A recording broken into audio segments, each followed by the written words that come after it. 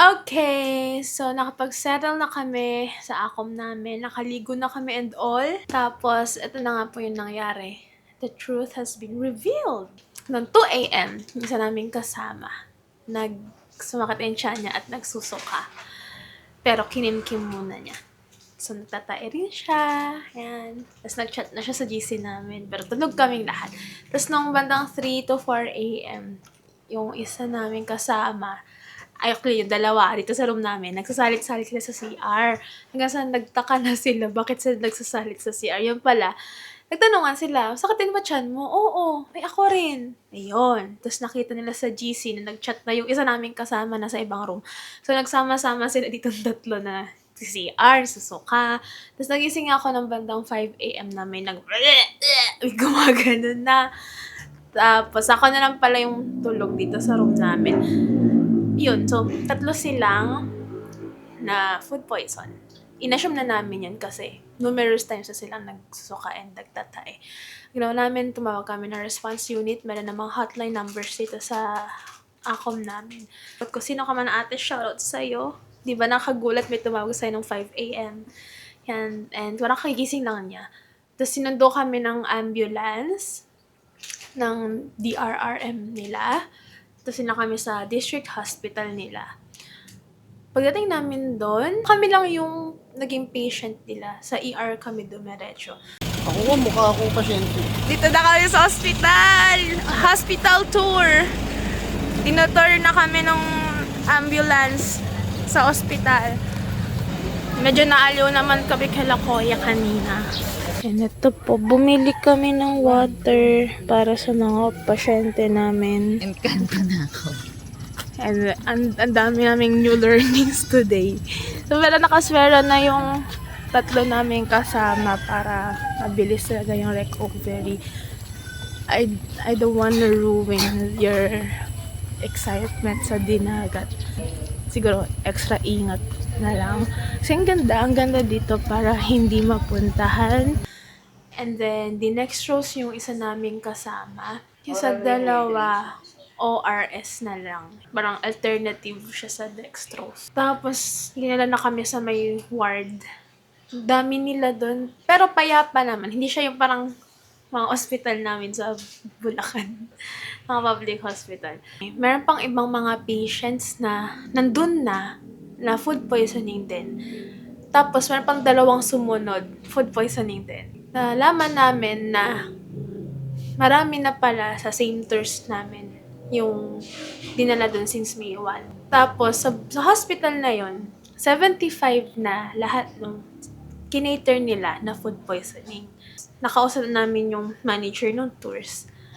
Out of 75, 22 yung sa kanila, yung sa tours nila. So, hindi niya alam kung anong tours yung ibang na food poison. Linawin ko na lang din po since hindi nabanggit sa video na wala kaming sinisisi na kahit sino dahil po yung reason ng food poison ay dun sa nag-aangkat ng seafood sa tours. In our case, yung kinain namin kahapon sa lunch namin ay crabs. Dun po siya nanggaling.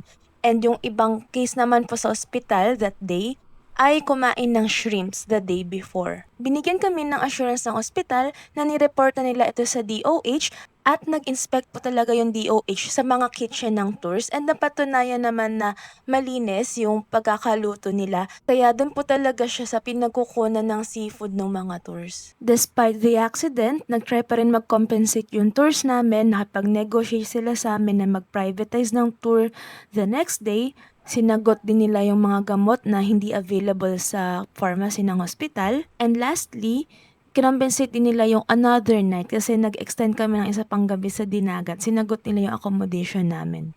To cut the long story short, wala kaming binayaran, thank God, kasi nasa public hospital kami.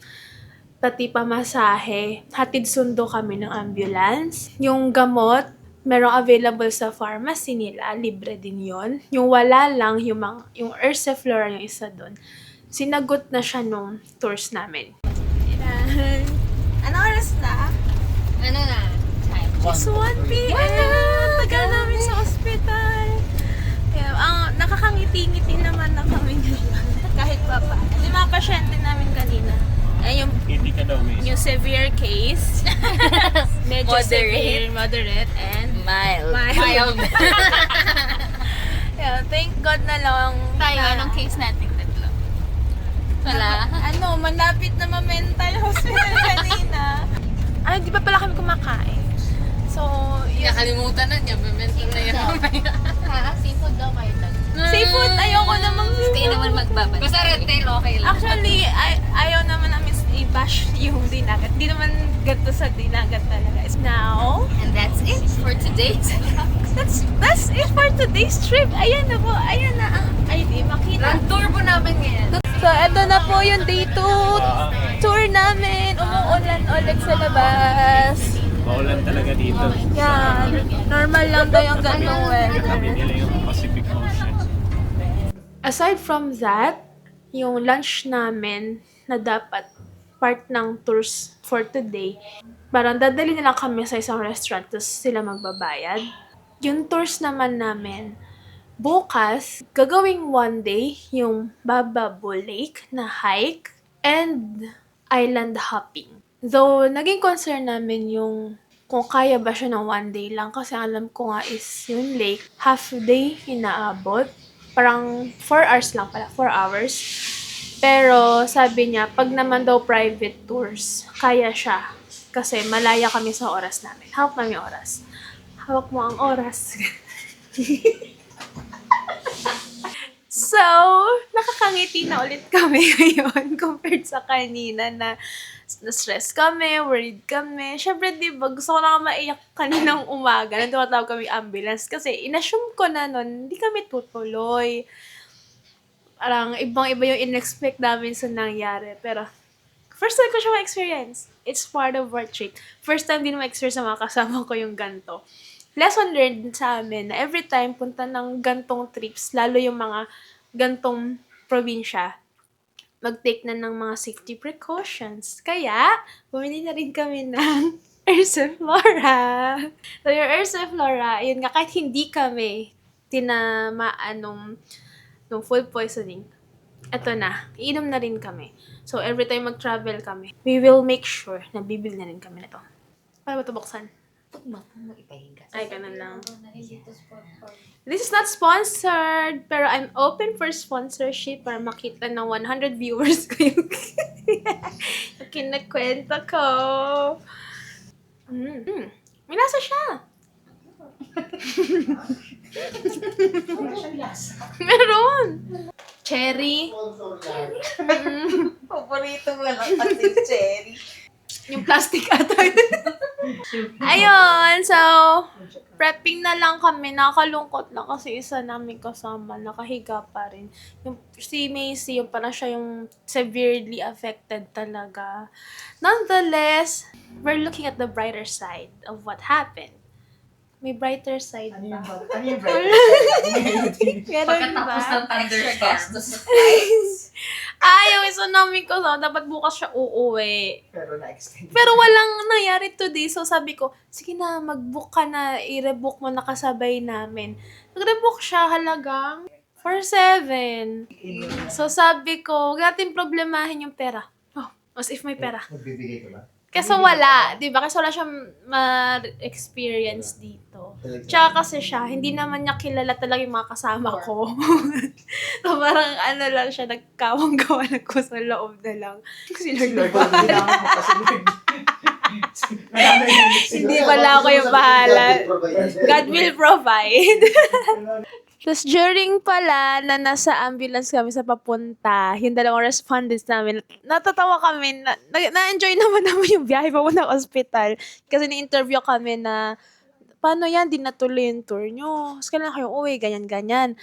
Kaya habang nasa daan kami, katabi nila yung driver, pinapakita nila sa amin yung view. Sabi, sige ma'am, kami lang magtutour sa inyo, ganyan. Pakita namin sa inyo yung maganda yung view dun sa ospital, tsaka yung papunta dun. So, pag maganda yung view, ibabagalan ng driver.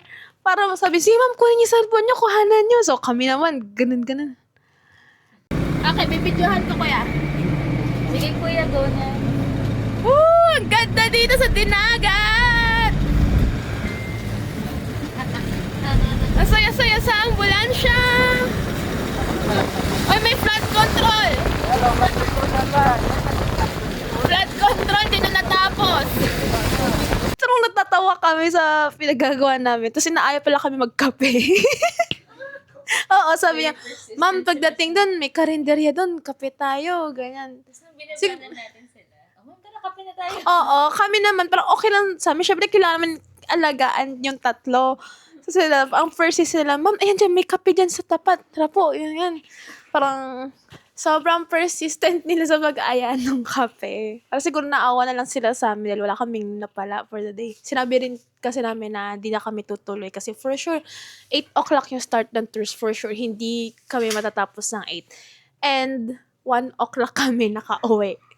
Ang tagal din namin sa hospital. Kaya naman, salamat po kami sa Dinagat District Hospital and MDRRMO and RHU and DOH lahat na. Kasi kinater talaga nila kami. Shout out nga po pala sa mga nag-alaga sa aming mga pasyente ng mga doctors, nurses, medtechs, mga nursing aid, and dietitians. Kasi yung service naman talaga nila is very commendable. Yeah. Thank you po kasi it's not something na we can easily access in any public hospitals in the Philippines. I appreciate you po. Lalo na yung naghatid sa amin. Nasaan na kayo, kuya? May ba kayong kape sa amin? Sana makita niyo po ito. Meron din pala kami nakausap na parang guard siya doon.